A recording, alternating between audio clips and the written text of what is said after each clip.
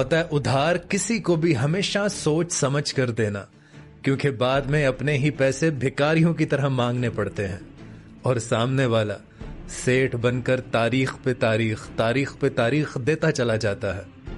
और फिर एक ऐसा वक्त भी आता है कि पैसे तो डूबते ही हैं, लेकिन साथ में वो रिश्ता और वो दोस्ती भी टूट जाती है। यानी किसी की मदद भी करो और फिर बाद में परेशानी भी झेलो। इसलिए मेरा मशवरा मानिए कि आप किसी को उतने ही पैसे उधार दें जितने आप आराम से भूल सकें। समझ में आई बात?